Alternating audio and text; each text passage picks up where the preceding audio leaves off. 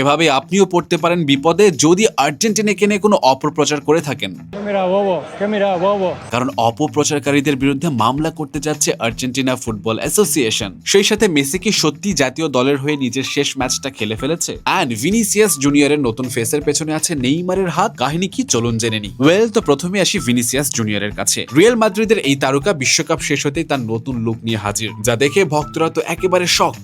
অনেকেই তো প্রথম দেখায় তাকে চিনতেই পারেনি, কারণ কিছুদিন আগেও সবাই ভাবছিল এইটা শুধু একটা রিউমার। কিন্তু টুইস্ট হলো, আন্তর্জাতিক একাধিক মিডিয়া রিপোর্ট অনুযায়ী ভিনিসিয়াস জুনিয়র সত্যি জিন হরমোনাইজেশন করিয়েছে। আর এরপর তার গার্লফ্রেন্ড ভার্জিনিয়া ফনসেকা নতুন কিছু ছবি শেয়ার করতেই ইন্টারনেট লিটারালি থমকে যায়। ভিনির নতুন জ লাইন দেখে অনেকেই করছে প্রশংসা। এদিকে একবার নেইমার মজা করে বলেছিল ভিনিসিয়াস নাকি তার দেখা সবচেয়ে আগলি প্লেয়ার। অবশ্য এইটা ছিল দুই ঘনিষ্ঠ বন্ধুর মধ্যে একেবারে মজার ছলে কথা বলা, কিন্তু সেই ভিনিকেই এখন নতুন লুকে দেখে সোশ্যাল মিডিয়ায় রীতিমতো সেই কথাটা আবার ভাইরাল। হিরোদের গল্প যখন চলছে, এই হিরো লুকটাও তো চাই। স্পাইডারম্যানের এই unleash your inner hero T shirt exclusive design, limited quantity available. এখনই ভিজিট করুন www.chalak.com। এবার আসি মেসির প্রসঙ্গে। বিভিন্ন বিশ্বস্ত ক্রীড়া সূত্রের দাবি, স্পেনের বিপক্ষে বিশ্বকাপ ফাইনালটাই ছিল আর্জেন্টিনার জার্সিতে মেসির শেষ ম্যাচ। কারণ ম্যাচ শেষে ড্রেসিং রুমে তিনি সতীর্থদের উদ্দেশ্যে আবেগ ঘন কথা বলে। এছাড়াও সোশ্যাল মিডিয়াতে ছড়িয়ে পড়া একটা ভিডিওতে তাকে বলতে শোনা যায়, শান্ত থাকো, অন্য সবকিছু ভুলে যাও। তবে তারা যে সেই ম্যাচটাই চাপের মুখে ছিল সেটা তাদের মুখ দেখে বোঝা যাচ্ছিল।